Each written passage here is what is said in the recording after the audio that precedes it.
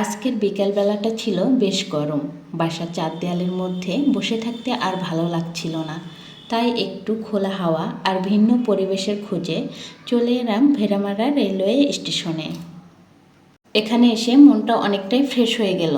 স্টেশনের মনোরম পরিবেশ উপভোগ করতে করতে হঠাৎ ইচ্ছে হলো একটু মুখরোচক কিছু খাওয়ার, তাই চলে গেলাম চটপটির দোকানে।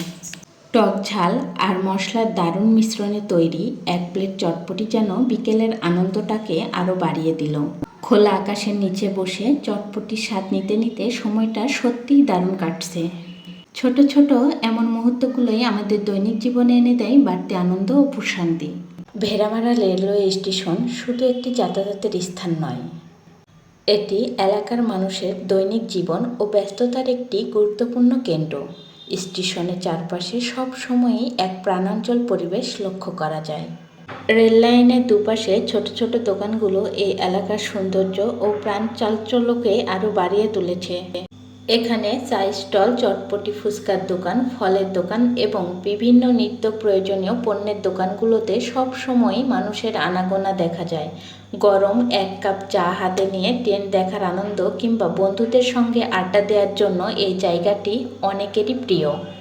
বিকেলের দিকে স্টেশন এলাকায় এক বিশেষ আবহ তৈরি হয়। সূর্যের নরম আলো, রেল লাইনের দীর্ঘ পথ, দূর থেকে ভেসে আসা ট্রেনের হুইসিল আর মানুষের ব্যস্ততা সব মিলিয়ে পরিবেশটি হয়ে ওঠে বেশ উপভোগ্য।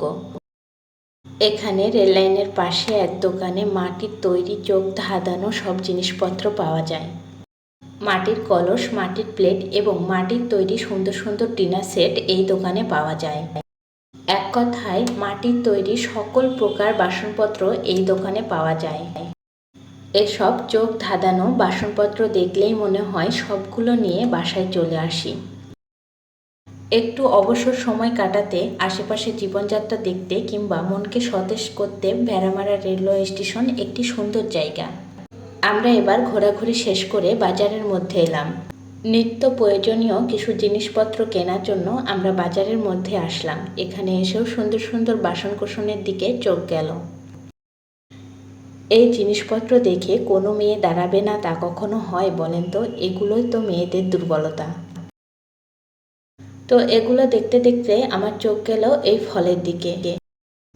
এই ফলকে আমরা বলি বনকাঁঠালি। বিভিন্ন জায়গায় এর বিভিন্ন নামে পরিচিত। এই ফলের সাথে ছোটবেলার অনেক স্মৃতি জড়িত। আগে ছোটবেলায় এই ফল কুড়াতে সকাল সকাল চলে যেতাম এই ফলের গাছতলায়। আবার যখন এতদিন পরে এই ফলটার দেখা পেলাম তখন আর না নিয়ে আসলাম না, তো আমি এই ছোট ভাইটার থেকে ফলটা নিয়ে আসলাম। প্রবলেমটা হলো এই ফলটা দেওয়ার জন্য এই ছোট ভাইটার কাছে কোনো পলি ছিল না, তাই সে পলির খুঁজে অন্য দোকানে গেছে। ফল কেনা শেষ করে আমার ছোট্ট সোনামণির জন্য কিছু কেনার জন্য আমি চলে আসলাম লাইব্রেরিতে। এখানে এসে আমার ছোট্ট সোনামণির ছবি আঁকানোর জন্য কিছু রং পেন্সিল দেখছিলাম। আমরা বেশ কয়েক রকম রং পেন্সিলগুলো দেখলাম। কাঠ রং পেন্সিলগুলো দেখার পর আমি জল রঙগুলো দেখছিলাম। জল রঙগুলো আমার খুব পছন্দ এবং আমার ছোট্ট সোনামণিটাও জল রঙটাই চাচ্ছিল। এরপর তার জন্য আমরা একটি ড্রয়িং বুক দেখছিলাম। তার জন্য এই ড্রয়িং বুকটা আমার বেশ ভালো লাগলো এবং ভাবলাম এটাই নিয়ে নেব। এরপর আমরা কাঠ রং পেন্সিল, জল রং, একটি ড্রয়িং বুক এবং তার জন্য একটি খাতা নিয়ে নিলাম। আসলে সব বাবা মাই চায় তার সন্তানকে সেরার মধ্যে সেরাটাই দিতে। এখান থেকে সব কিছু নিয়ে আমরা আবার বেরিয়ে পড়লাম। এখন যেহেতু ফুটবল বিশ্বকাপ খেলা হচ্ছে আর আমরা আর্জেন্টিনা সাপোর্টার, তাই আমার ছোট্ট সোনামণির জন্য একটা আর্জেন্টিনার জার্সি কেনার জন্য এবার আমরা মার্কেটে চলে আসলাম। এখানে এসে আমরা বেশ কয়েকটা দোকান ঘুরলাম, কিন্তু আমার ছোট্ট সোনামণিটার জার্সি হচ্ছিল না। অনেক খোঁজাখুঁজির পরেও আমরা ছোট মাপের জার্সি পাইনি। ওনারা বলছিল যে বড়টা নেন, নিয়ে ছোট মাপের কেটে নেন, কিন্তু এমনটা করলে সেই জার্সি সুন্দর দেখাবে না, সেজন্য আমরা জার্সি নিলাম না। এখানে প্রায় সব দোকান দেখাই শেষ, কিন্তু কোথাও ছোট বাচ্চাদের জার্সি পাওয়া গেল না। তাই আর দেরি না করে আমরা বাসায় চলে আসলাম। বাসায় আসার পর ছবি আঁকানোর জন্য আমরা বসে পড়ছি জল রং নিয়ে। জল রংগুলো অনেক সুন্দর, দেখতে অনেক চমৎকার, আমার খুব পছন্দ। এভাবেই একটি সুন্দর বিকেলের সমাপ্তি ঘটল। সব কিছুর জন্য মহান আল্লাহ তাআলার কাছে শুকরিয়া আদায় করছি।